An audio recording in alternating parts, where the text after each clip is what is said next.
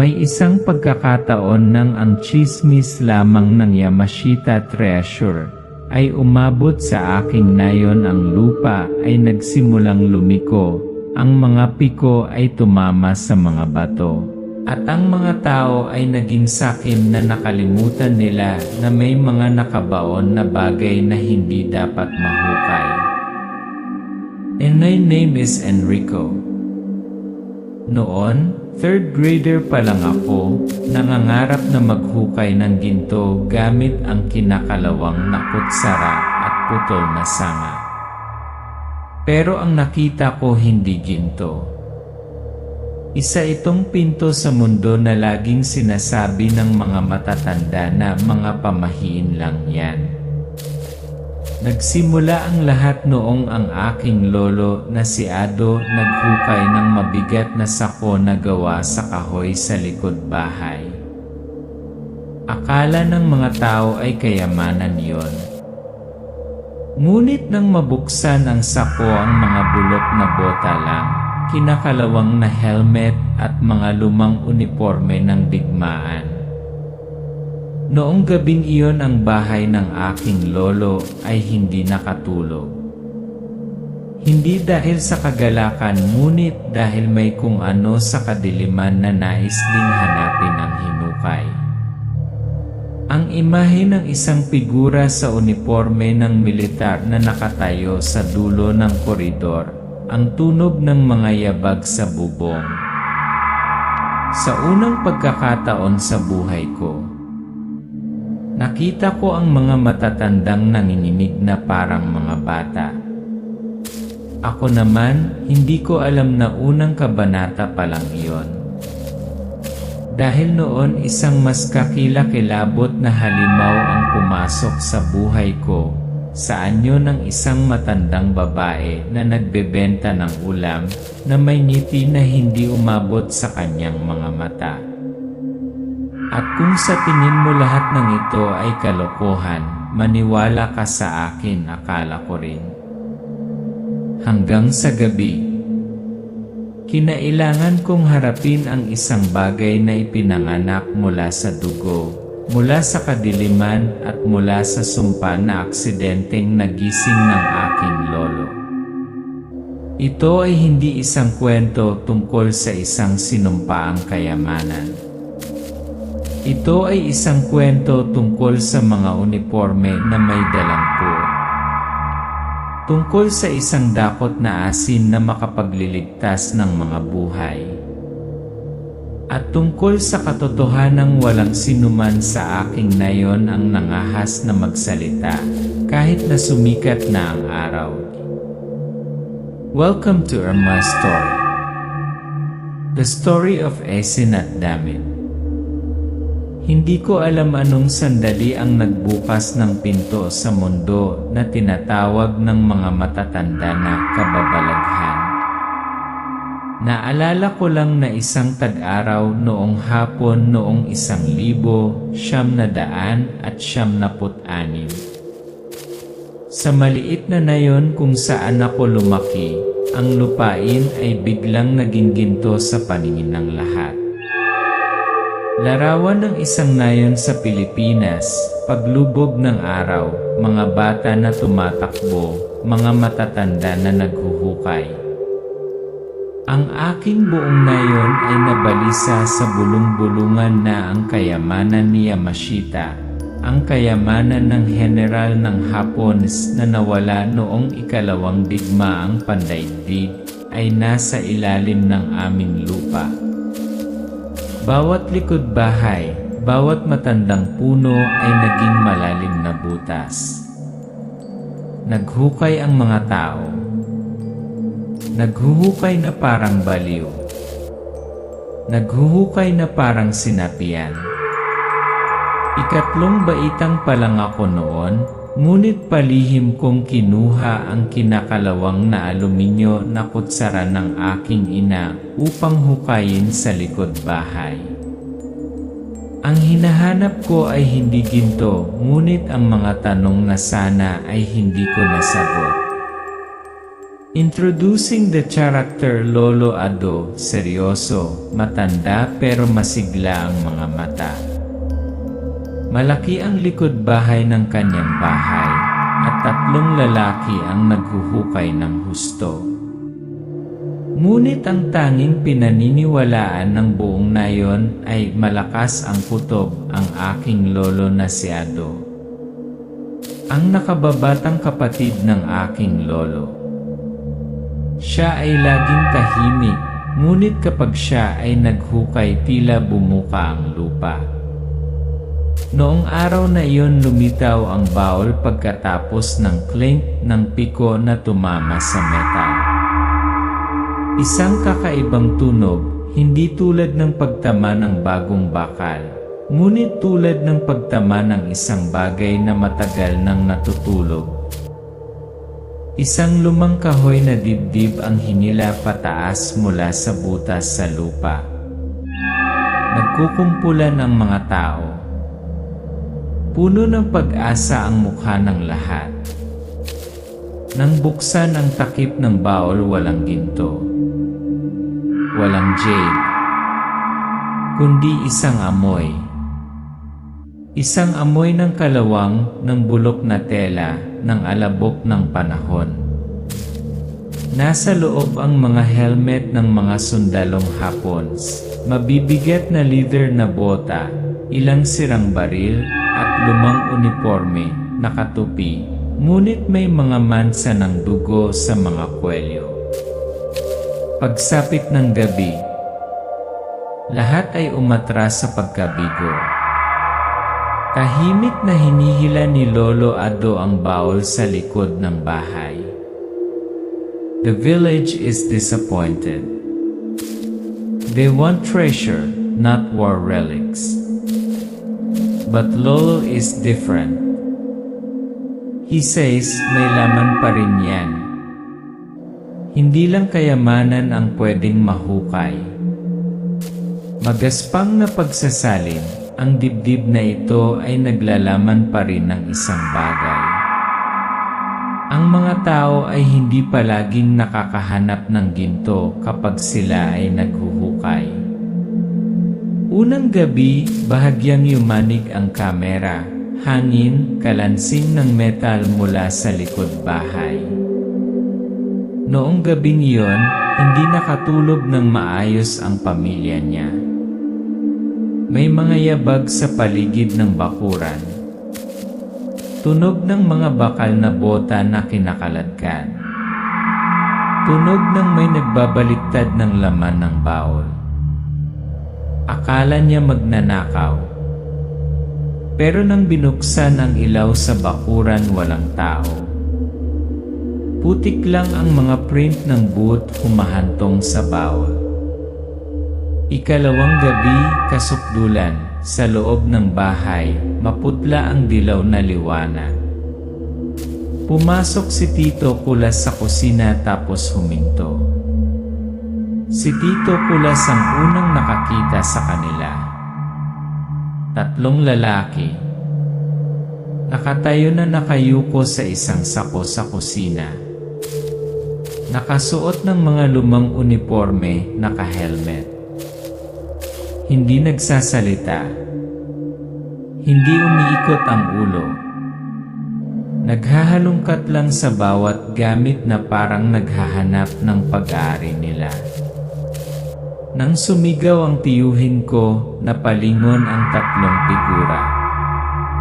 Pero nang bumukas ang ilaw, nawala sila. Sa harap ni Tito Kulas, 3 uniforme lang ang nakalatag basa pa ng putik. Kinabukasan, ang araw ay malupit. Nag-uusap ang mga tao, pinayuhan ng ilan na magsunog. Ngunit si Lolo Ado ay nag-isip. The next morning, my grandfather was silent. Not angry. Not afraid. He just said, hindi atin yan. Hindi rin sila matahimik kung nandito pa. Hindi sa atin ang mga bagay na yon. At hindi sila mapapahinga ng mapayapa kung nandito pa sila. Maraming taon na ang lumipas, hindi na ako ang batang naghuhukay ng lupa gamit ang isang kinakalawang na kutsara. Ako ay 19 taong gulang nakasuot ng lumang tela na sombrero, nagtutulak ng isang kahoy na kariton na puno ng puting asin na naghahabi sa mga pulang eskinita. Ang asin, para sa akin na yon, ay hindi lamang pampalasa kundi isang anting-anting din pinipigilan nito ang masasamang espiritu, nagpapalayas ng mga demonyo. Ang mga patay ay dinidilig din ng asin bago ilibing. Ang sabi ng iba kung nagdadala ka ng asin, hinding-hindi malalamon ang iyong kaluluwa. Larawan ng palengke sa nayon, mainit na araw, si Enrico na nagtutulak ng kariton ng asin, si tatay na nakaupong mag-isa sa harap ng pinto, baldado, tahimik na nakatingin sa malayo.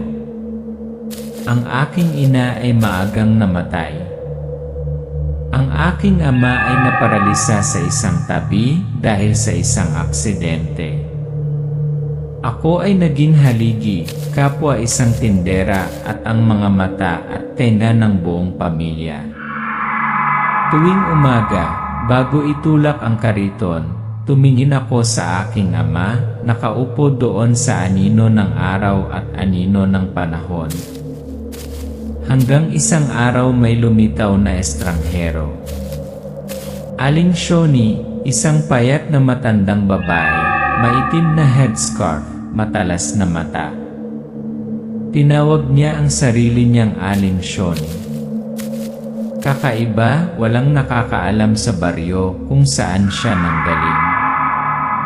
Pero ang tatay ko tumawa at kinausap siya na parang matagal na silang magkakilala.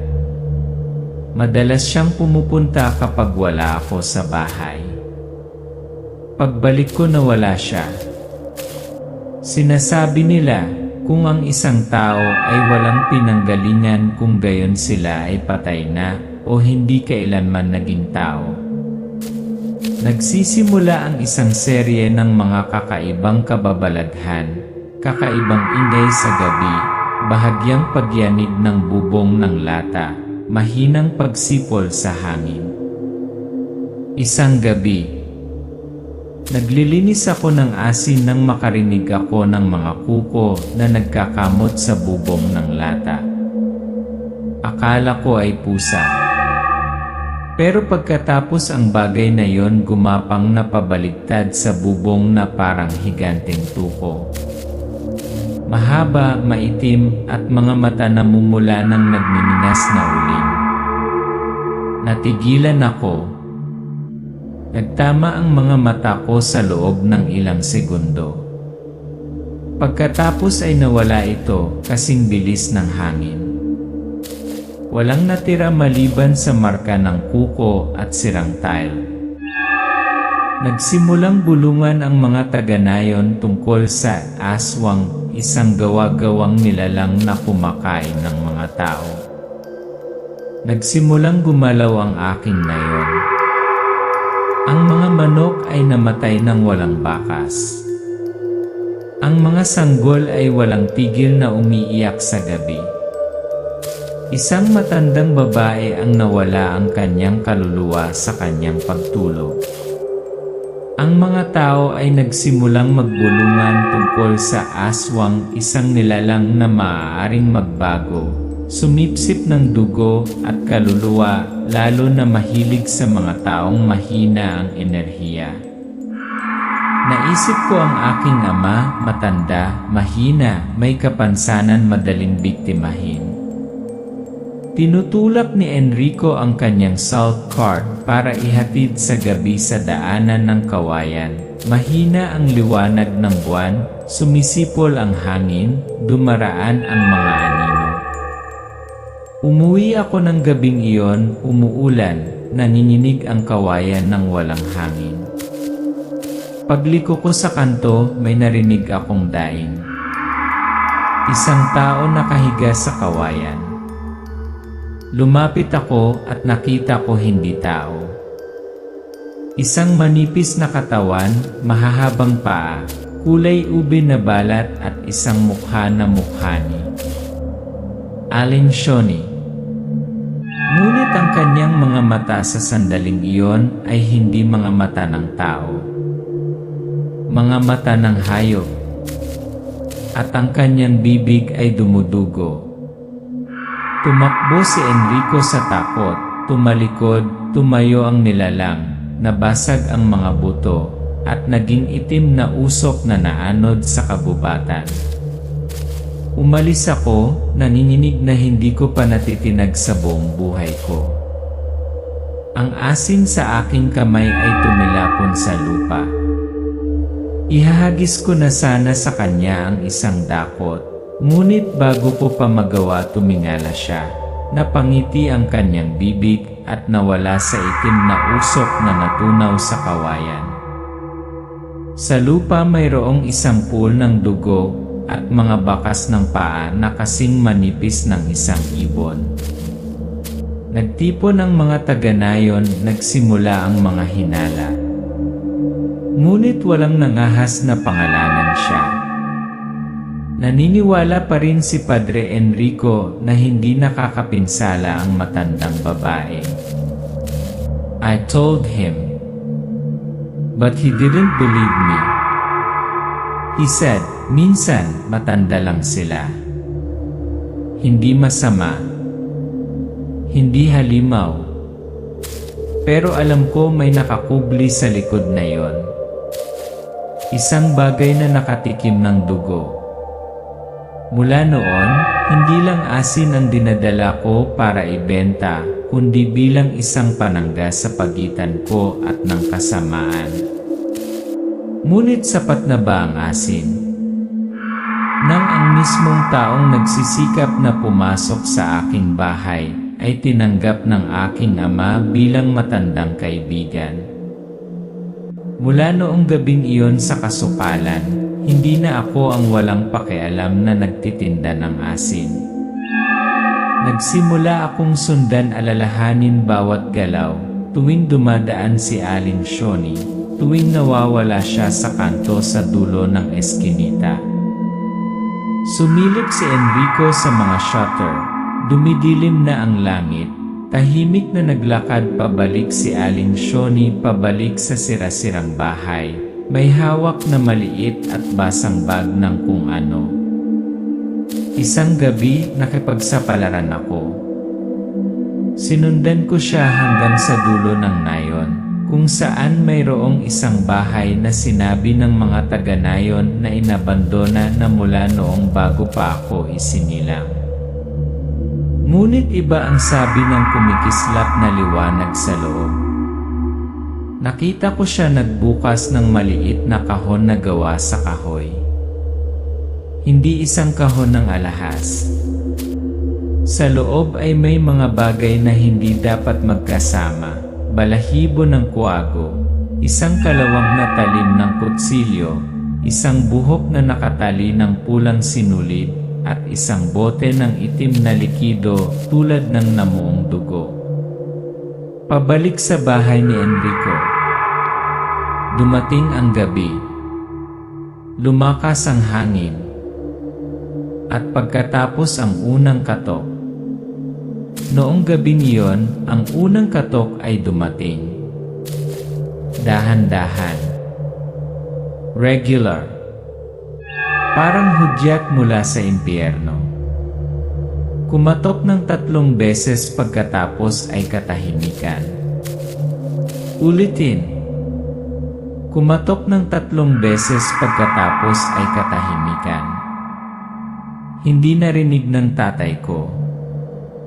Mahimbing siyang natutulog sa droga. Pero ako, alam kong hindi ito humihingi ng asin sa kalagitnaan ng gabi. Kinabukasan, kumuha si Enrico ng isang dakot na asin, iwinisik ito sa paligid ng pintuan at bintana. Sinubukan ko. Kinabukasan, nagwisik ako ng asin sa paligid ng pinto. Nang muling kumatok, sa halip may sumigaw. Isang sigaw, hindi boses ng tao. Kinabukasan may kumikinang na bakas ng dugo sa pintuan. Nagsimulang mapansin ng mga taga-nayon. Kumalat ang tsismis. Ang mga bata ay nahihibang sa lagnat, ang mga matatanda ay gising buong gabi. Isang lihim na pagpupulong ang ginanap sa bahay ni Kapitan. Nagsimulang matakot ang mga taga-nayon. Ang ilan ay nagsabing nakarinig sila ng mga lumilipad na tunog sa gabing naliliwanagan ng buwan. Ang ilan ay nanaginip ng mga patay na nakatayo sa harap ng kanilang mga bahay. Ang lahat ng mga bulong ay tumuturo sa isang pangalan. Aling Shoni. Sabi ni Kapitan, kung may aswang sa baryo natin, hindi tayo pwedeng tumahimik. Kundi isa-isa tayong kukunin. Kung may aswang sa nayon, hindi maaaring manahimik. Kung hindi, isa-isa, alisin tayong lahat. Isang gabi, isang grupo ng mga taga-nayon na may dalang antortsa, asin, at masyete ay nagtungo sa bahay ni Aling Shoni. Hindi ko sila pinigilan. Sumunod ako. Hindi para sa paghihiganti. Pero dahil kailangan kong malaman kung ang nakita ko noong araw na iyon ay isang ilusyon o mas madilim na katotohanan. Kumatok sila. Walang sumagot. May sumipa sa kahoy na pinto at pagkatapos, pumasok kami. Madilim ang loob ng bahay at ang amoy ay masangsang, parang lumang dugo at basang bangkay. Walang tao. Walang kaluluwa.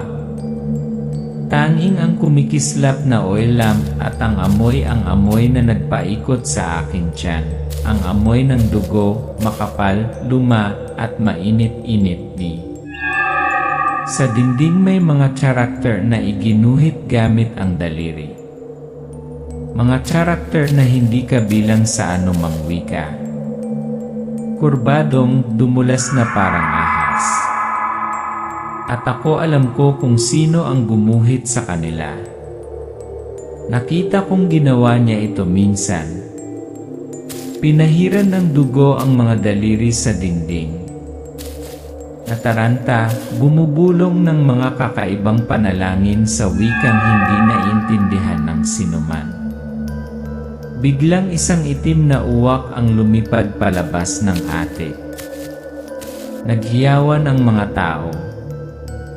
Isang babae ang nahimatay. Ngunit bumagsak ang bahay sa isang nakakatakot na katahimikan. Inutusan ng kapitan ang paghahanap. Ngunit bukod sa amoy ng dugo, ilang punit na damit at isang kahon na gawa sa kahoy, wala. Walang kama. Walang unan. Walang palatandaan ng buhay na tao. O isang buhay na tao. At pagkatapos itinuro ng isang lalaki ang crossbar, may marka dito parang kuko. There were fingers marked scratching from the inside. Nakatayo si Enrico sa labas ng bahay, nakatingala sa nasirang bubong, pagkatapos ay bumaling sa kamera na parang kinakausap ang audience. Sinasabi ng mga tao na tumakas siya. Hindi ako naniniwala. Dahil kapag ikaw ay isang bagay na hindi kabilang sa mundong ito, hindi mo kailangang tumakas. Ikaw ay mawala at maghintay ng isa pang pagkakataon. At noong gabing iyon nakatulog ako, ngunit mahigpit pa rin ang pagkakahawak ng asin sa aking kamay. Dahil alam kong may nakatingin pa rin sa aking bintana. At naalala nito ang aking mukha. Akala ko tapos na ang lahat. Pero sa isang lugar, may dugo pa rin na hindi natuyo at isang lumang damit ng namatay na tao naghihintay na may magsuot nito. Sa lahat ng taong nawala sa akin, si Shay ang hinding-hindi ko makakalimutan. Hindi lang siya pinsan. Siya lang ang nakaintindi sa mga bangungot ko dahil nabuhay din siya. Flashback na larawan, matingkad na nakangiti si Shay sa puting damit, mas maliit si Enrico, tumatakbo sa gilid ng field. Namatay si Shay sa kakaibang lagnat. Ang sabi nila lamig ang panahon. Pero alam ko hindi. Dahil bago siya mamatay, sinabi niya sa akin may naghihintay sa kanya sa kanyang panaginip. Isang lola na hindi niya kilala. Isang tao na wala doon. Pagkatapos ng libing, nanatili si Enrico sa ina ni Shay, si Tita Dalia, upang linisin ang silid. Aksidenteng nabuksan niya ang aparador ni Shay. Maglilinis lang sana ako. Pero nang hawakan ng kamay ko ang puting damit na huling sinuot ni Shay. Hindi ko alam kung bakit, pero gusto kong subukan ito. Para akong nakahanap ng parte niya. Ilang minuto lang matapos itong suotin ang aking katawan ay nagsimulang manginig. Ang aking balat ay nagkaroon ng pantal. Ang mga pulang guhitan ay lumalabas na parang mga karayo. Dumating ang gabi na naginip si Enrico. Isang kakaibang panaginip. Nakita ko si Shay. Nakatayo sa sulok ng kwarto, nakasuot ng damit na iyon. Hindi nagsasalita. Hindi gumagalaw. Nakatingin lang sa akin. Nakadilat ang mga mata, malalim. Walang kaluluwa. Pero walang sama ng loob. Naghihintay lang. Kinabukasan, napansin ng guro ni Enrico na may mali at dinala siya sa albularyo. Ang guro ko lang ang naniwala sa sinabi ko. Dinala niya ako sa albularyo, isang maliit na matanda na nakatira sa isang kubo sa dulo ng kagubatan. Nanginginig ang mga kamay ngunit kumikinang ang mga mata na parang oil lamp sa gabi. He looked at me for a while and then he just said, "May kaluluwa kang hindi pa bumibitaw." At hindi siya galit. Pero nalilito siya. May espiritong kumakapit sa akin. Hindi dahil sa puot kundi dahil sa nawala. Nagsimula ang ritual, kumukutika pang apoy, nanunuot ang usok sa mata. Ipinatong ng shaman ang kanyang mga kamay sa likod ni Enrico, umawi. Hindi siya gumamit ng kutsilyo. Isang apoy lang. Nagsindi siya ng kandila, umawit, pagkatapos ay inilagay niya ang kanyang mga kamay sa aking balat, kung saan ito ay pinakamapula. Pakiramdam ko ay dumampi sa aking laman ang tunay na apoy. Ngunit kasabay nito gumaan ang pakiramdam ko. Parang may unti-unting umatras Nang matapos ang ritual, binigyan ng shaman si Enrico ng pulang sinulid na nakatali sa ngipin ng pating. Sinabi niya sa akin na isuot ko ito. Para hindi mabawi ang espiritu ni Shay ng bagay na sumumpa sa kanya. I asked, "What cursed thing?" And he just said, "Tingnan mo ang pamilya mo. Doon ka magsisimula. Tingnan mo ang iyong pamilya. Magsimula doon." Napansin ni Enrico ang ugali ni Tita Dalia, malamig, mapanuri, madalas na nagbabawal sa sinuman na banggitin si Shay. Naaalala ko. Si Tita Dalia ay palaging malupit kay Shay. Palaging pinapagalitan ang maliliit na bagay. Sa tuwing pinupuri si Shay, tatahimik siya na parang may tinatago sa kanyang mga mata. Hinapakan ko ang mga lumang notebook ni Shay at nakita ko ang isang pahina na kalahating punit. Ngunit ang kalahati ay nandoon pa rin para basahin ko. Sinabi ni tita na ninakaw ko ang lahat sa kanya, ngunit gusto ko lang mabuhay. Sumiklab ang alitan sa pamilya. Hinarap ni Enrico si Tia Dalia sa hapunan, tensyonado ang buong pamilya. Diretso kong tinanong siya, "Tita, nagpunta ka na ba sa albularyo? Nasabi mo na ba sa isang tao na hindi mo anak si Shay?" She threw down her chopsticks. Her face turned pale. And then she stood up and shouted, "Tumigil ka. Huwag mong patayin para baliktarin ang buhay ko. Shut up. Don't bring up the dead to turn the life around." Unti-unting nabubunyag ang sikreto. Nalaman ni Enrico na si Shay ay anak sa labas ng ibang babae na kinasusuklaman ni Dalia. Pinalaki niya si Shay para lamang sa kanyang sariling kasikatan. Si Shay ay hindi tunay na anak ni Tita Dalia. Ang kanyang biolohikal na ina ay ang namatay na kambal na kapatid ni Tita. Si Tita Dalia ay nagsiselos sa lahat ng mayroon si Shay, ang pagmamahal, ang atensyon at ang liwanag na hindi niya kailanman taglay. At pagkatapos, isang sumpa, walang nagsasalita tungkol dito, ngunit alam ng lahat na mayroon ito. Akala ko noon ang mga patay lang ang hindi bumibitaw. Pero minsan ang mga buhay ang pinakamatagal na humahawak sa puot. Hindi ko alam kung napatawad na ni Shay si Tita, pero alam ko may kaluluwang hindi matahimik. At may cycle na hindi natatapos. Namatay si Tita Dalia 3 linggo pagkatapos ng aming huling pagtatalo. Sinabi ng medical na ulat na inatake siya sa puso. Ngunit alam ko may isang bagay tungkol sa kamatayang iyon na hindi tao. Simple lang ang libing, nakahandusay ang katawan ni Dalia sa kabaong, maputla ang mukha, lila ang labi.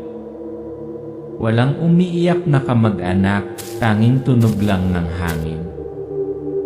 Tumingin ako sa kanya. Wala akong makitang kapayapaan.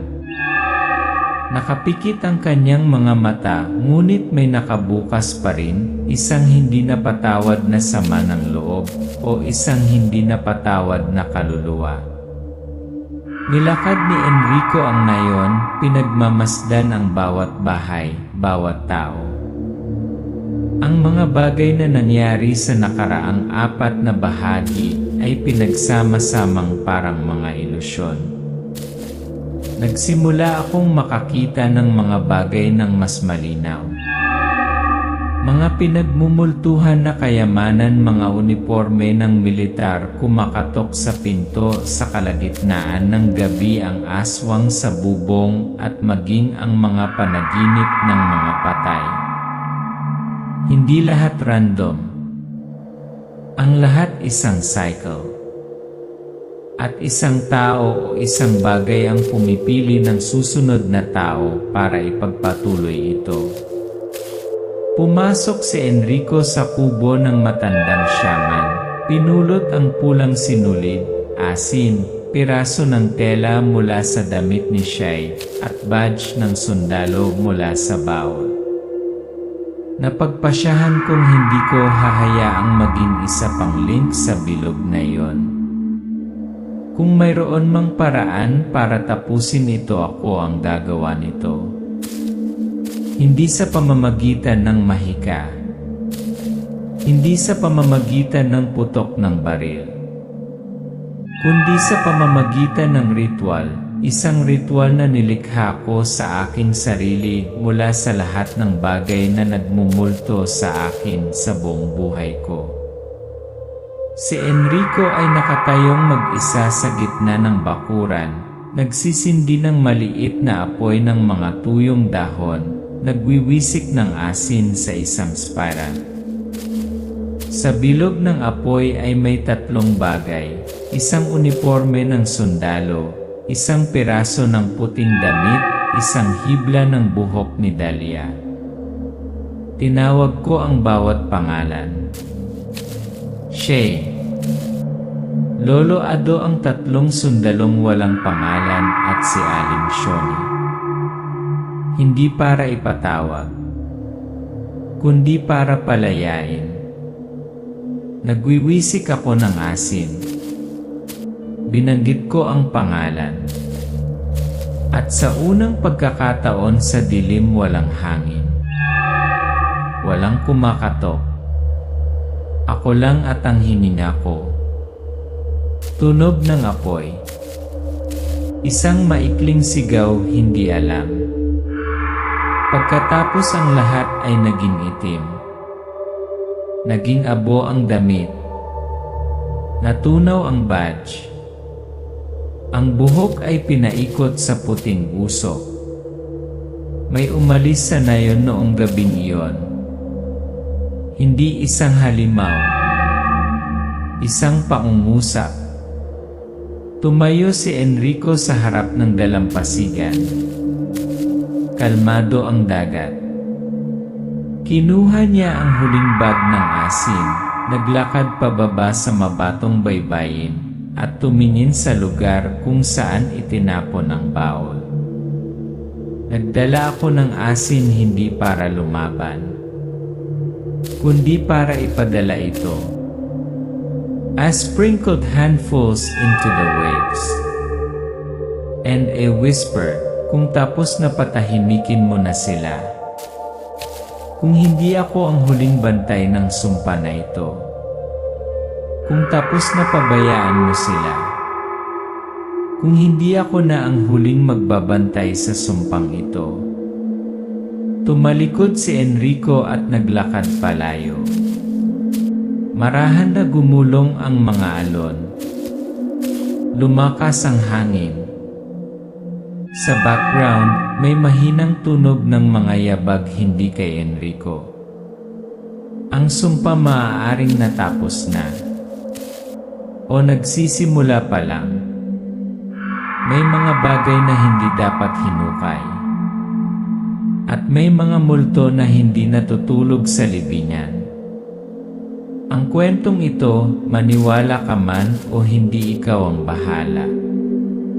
Pero kung nakatira ka sa akin na yon, laging maglagay ng asin sa iyong bulsa. Kahit isang kurot lang.